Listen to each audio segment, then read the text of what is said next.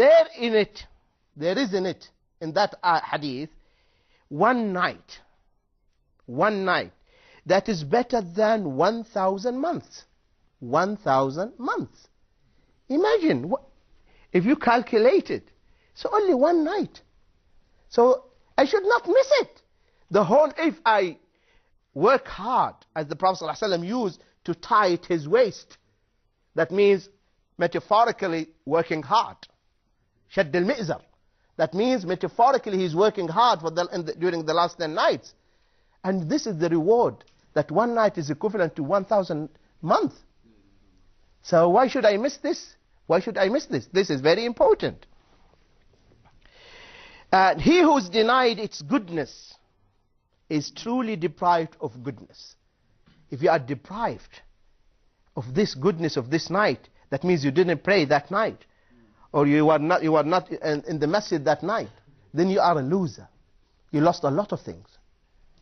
So that's why the last 10 nights I have to get myself ready, dedicate myself only for ibadah, in order not to miss this night, which is Laylat al-Qadr. Of course, which night? Nobody knows. And there is a secret behind it. There is a wisdom. There is a wisdom. That's why you find some Muslims, they only dedicate themselves and they work hard on the 27th night, as if it is 100% 27th. So 21st, 23rd, no, they are not there in the masjid, for instance. But on the 27th, you will not find a place for your foot. Right? The masjids are packed and full. So Allah subhanahu wa ta'ala, there is a wisdom. He wanted us to dedicate ourselves throughout the month of Ramadan. So in Bukhari, the Prophet ﷺ and Muslim, in Sahih Muslim, he said, the Prophet ﷺ, seek it this night, on the last 10 nights, If one of you is weak, let him not miss at least the last 7 nights. The last 7 nights. And the knowledge of it, as we said, it is hidden. The Prophet ﷺ said, this is in Bukhari, he said, I was coming to tell you about the time of Laylatul Qadr. He came out and his intention was to inform the Sahaba. What about the Laylatul Qadr? When so and so disputed, see, why we are deprived, why we didn't know now, why we don't know, it's time, because two Muslims, they argued. Two Muslims, they disputed. He said, because so and so disputed, the knowledge of this was raised, taken, and this may be better for you. So seek it on the 9th, 7th, and 5th nights after 20. In the odd nights, in other words. Odd nights, 21st, 23rd, 25th, 27th, and 29th. So you can see here, because two Muslims, they disputed, the Prophet, Allah made his Prophet to forget it. This means Muslims should not dispute, Muslims should not argue, Muslims should be together. Muslims should not unite upon the truth. Muslims should behave as brotherly. Because if two Muslims see what we lost, otherwise it would have been made known to us. The night of the 27th, this is in Muslim. So that's why it moves. Laylatul Qadr moves during the last 10 nights, the odd ones. And there will never be any contradiction between the hadith of the Prophet ﷺ. Because someone might pose the question and say, in this hadith it says 27th. It coincided. It happened to be on that night on the 27th. But it doesn't mean that it will fall on the 27th. Okay? Because while we're going to know the signs of Laylatul Qadr,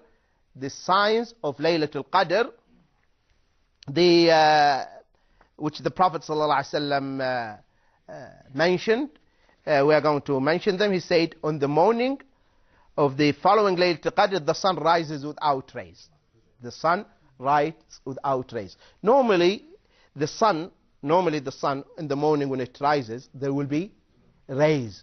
But that night, the night before, the second day, when you can look to the sun and you will find no rays around it. No rays. As if it is just setting. So we conclude that the previous night was the night of the Qadr. This is one sign. The second sign, it is a moderate night. It's neither cool nor hot. Third, no shooting stars. Shuhub, no shooting stars.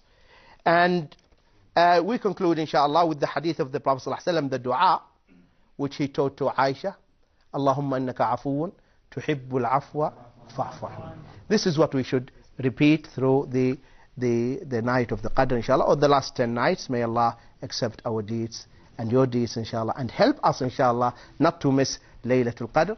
And now, inshallah, we open the floor for questions that are either related to the topic or any other topic, inshallah. So don't feel hesitant to ask any question.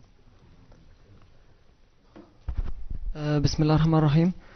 Shaykh Salem, please tell me, can i'tikaf be done in any masjid or only in our three holy masjids?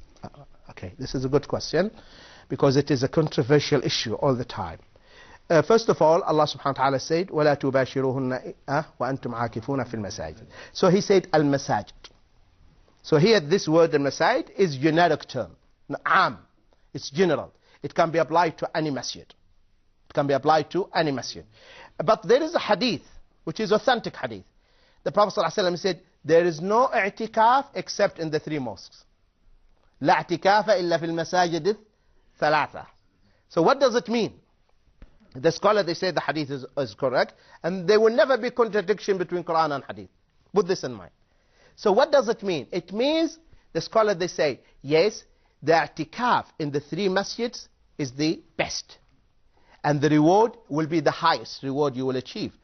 But this does not negate or does not mean that it's not permissible to perform i'tikaf in other masjids. Though, the best thing that when you want to make i'tikaf, you choose a masjid which is we call masjid jami'. That a masjid where the Jum'ah will be conducted. The reason, the scholar, they say, why masjid jami'? Why? In order that you will not go and leave the masjid, okay, to pray Jum'ah. So the Jum'ah is in the same masjid. So when you intend to make i'tikaf, look for a masjid that Jum'ah is conducted in it.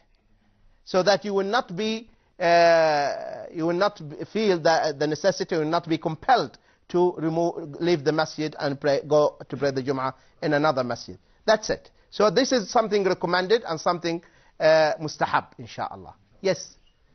Bismillah ar-Rahman ar-Rahim. Dear Sheikh, is it better for a Muslim woman to pray in the masjid or at home. During Ramadan? Yeah. Okay. Of course, the hadith of the Prophet ﷺ in general, he said that the best place for a woman is her home, her house. Okay, that's the best place, no doubt. But let's say that if she prays at home, she will not have khushu', she will not have homage, she will not have concentration in her salah. Okay, can she go and pray in the masjid? Yes, she can. Because why the Prophet ﷺ said she can pray at home? Because that's the best place for her. But if at home she cannot pray, the children will drive her nuts and make her crazy, and she will not be able to concentrate, then it is better to go to the masjid, and you should not stop her from going to the masjid. Any more questions? Yes. Bismillah ar-Rahman ar-Rahim. In some places, especially where I come from, some people have some superstitions and misconceptions about the Laylatul Qadr. For example, some people say if I sleep this night and I have a dream of getting money or marrying a specific woman, that will happen for certain.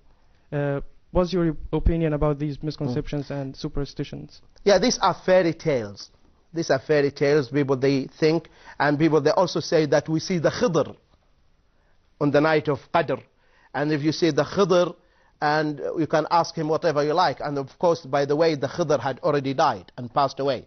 And the Khidr is one of the prophets of Allah subhanahu wa ta'ala.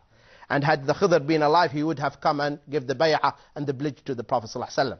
And Hafidh ibn Hajar Asqalani, he refuted this in his book. So Khidr died. Okay, so now